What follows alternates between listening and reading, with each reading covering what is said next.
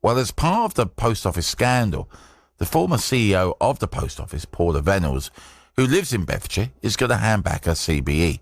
But what actually happens when someone hands an award back?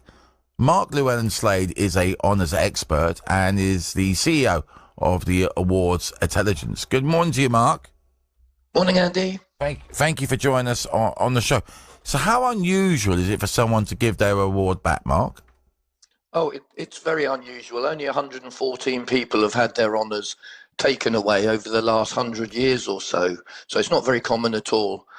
One of the most recent major figures to lose their honour was Rolf Harris. He was stripped of his gong after a conviction for indecent assault. The list includes a fine array, actually, of nasty dictators as well, including the likes of Robert Mugabe, Nicolae Ceausescu, Benito Mussolini, who were all stripped of their knighthoods during their lifetime. Not quite sure how they got them in the first place, of course. But 114. Paula Venables can say that she would like to renounce her honour, but the only person who can actually strip someone of an honour is the king. The initial decision is down to the Honours Forfeiture Committee. It's an ad hoc committee headed up by the boss of the civil service. If their recommendation is that the honour should be withdrawn, the recommendation is sent to the king via the Prime Minister, who makes the final decision. How does Paula Venables actually give her CBE back? I mean, ironically, does she have to pop it into the post office and send it back recorded delivery? I guess so, yeah, or she could hand deliver it, I suppose. I mean, the key thing is that she would stop using the letters CBE after her name on perhaps email sign-off, business cards and that kind of thing. That's the key thing. Okay, so she could keep the medal then, but just not use the CBE in title? I guess so. They may ask her to post it back. I really don't know.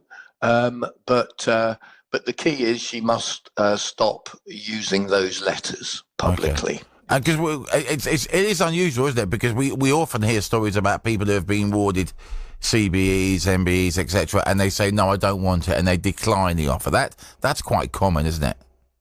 Yes. Yeah, people are asked about 6 weeks before the list is published.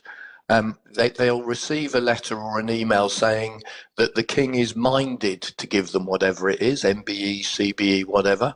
And if he were to do so, would you accept it? And you have to confirm that you would.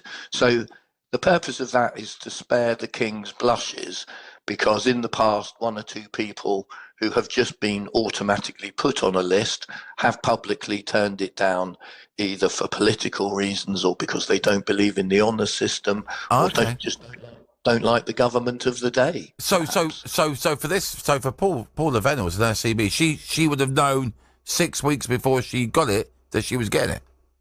Yes, yeah, and they would have asked her that if she would accept it before. Well, that just adds even more levels to this outrageous story, that with all of this going on, she would have known 6 weeks beforehand that she was up for a CBE with everything that was happening. It's just, the layers on this story just grow and grow and grow, don't they? They do. And I mean, for example, jockey Lester Piggott was stripped of his OBE back in 1987 for tax fraud. Royal Bank of Scotland boss Fred Goodwin, whose role in the bank's near collapse resulted in him losing his knighthood.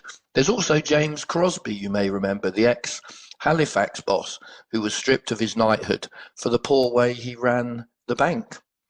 So, there are a few examples, but as I say, not many. Okay, Mark, totally on a separate story, if I may, and just before I let you go, and I'm asking for a friend, how do you get on the list for an award? I mean, does a panto star who does an award-winning show have a chance? What do I have to do? Sorry, what does my friend have to do? Great question. Well, you have to be in it to win it, and you can't nominate yourself, Andy. Okay. So if your listeners know of somebody who they feel is worthy of an honour, Yes. then get them nominated. Oh.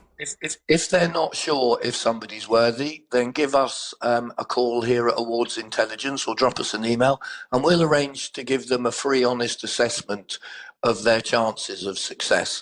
But yeah, you have to download the form and take action. It doesn't happen by magic. I think my friend truly does deserve an award. He does some great work in the community. Mark, I appreciate your time. Thank you for joining us on the show this morning. Wow, that by the way, that was Mark Llewellyn-Slade. He's an awards expert and the CEO of the Awards Intelligence. That just so all of this is